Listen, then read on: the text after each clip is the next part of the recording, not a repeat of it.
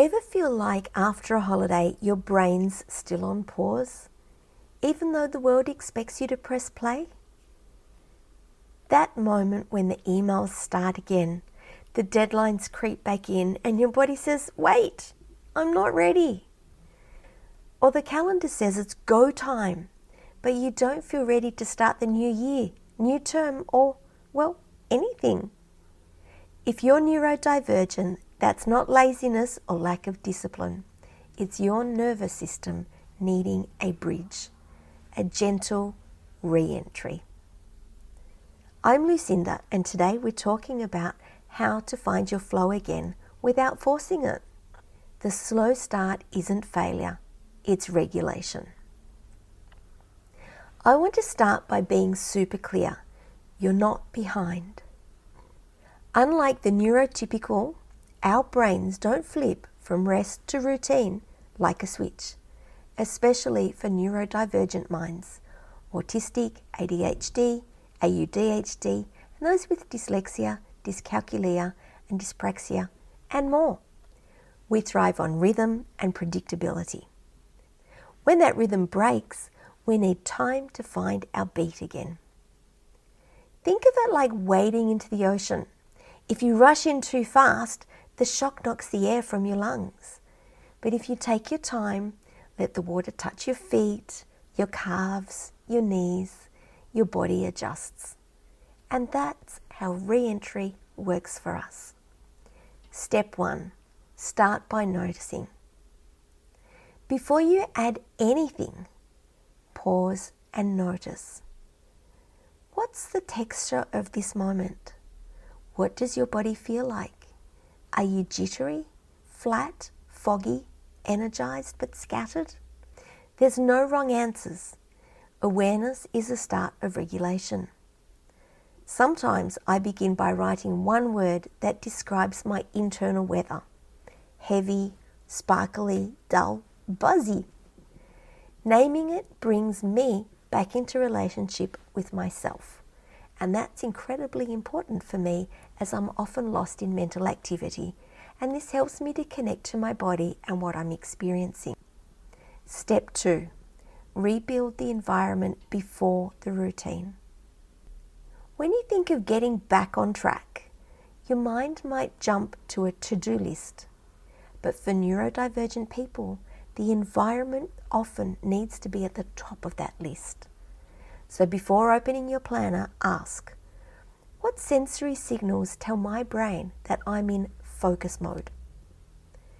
Maybe it's gentle background sounds, like tuning forks, ocean waves, low instrumental beats. Maybe it's a scent, a particular essential oil that says, we're beginning again, or simply clearing visual clutter around your desk or your workspace so that your brain can breathe. When we cue the senses, we cue the mind. For me, I need to create a clear space, pour my herbal tea, and put on the music that is matching my brain activity. Fast or slow, doesn't matter, as long as it's matching what my brain's doing. Step 3, choose micro starts, not massive jumps. We're often told to just get started. But what if starting means doing one tiny thing? If your first task feels impossible, then shrink it. Open your notes. Read the first heading. That's it. Momentum grows from micro movements. The trick is to build a bridge of small successes that your brain trusts. So instead of, I'll study for 3 hours, try, I'll sit with this for 5 minutes. And then if the rhythm catches, you can extend. I like to ease into what I do, and promising myself that I'll do the tiniest amount, I often feel far more motivated to do more. But that minute beginning is often enough to get started. Step 4, reconnect with why. After holidays, it's easy to forget the bigger why. Why you're studying, working, showing up. Why you care. So write out a list, not as a goal list, but as a conversation with yourself. What matters to me right now? What am I curious about? And what feels worth tending? For neurodivergent minds, meaning is often the best motivator.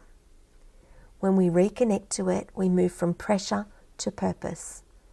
For me, I love to journal, to reflect on questions and thoughts and get them down.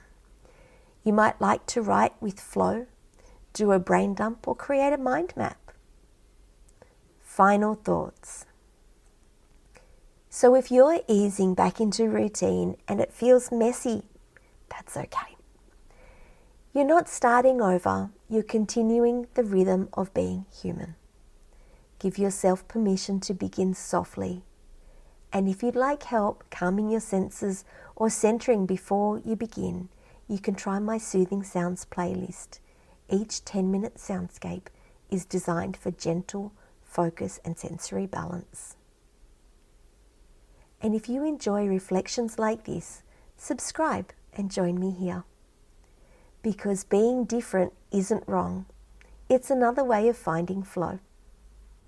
If your child is facing NAPLAN this year and they're already showing signs of stress, overwhelm, or uncertainty, I want you to know that there is a gentler way.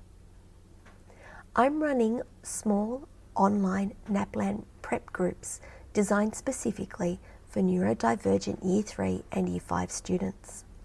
We focus on calm, confidence, and predictable practice with sensory breaks and supportive strategies woven through every session.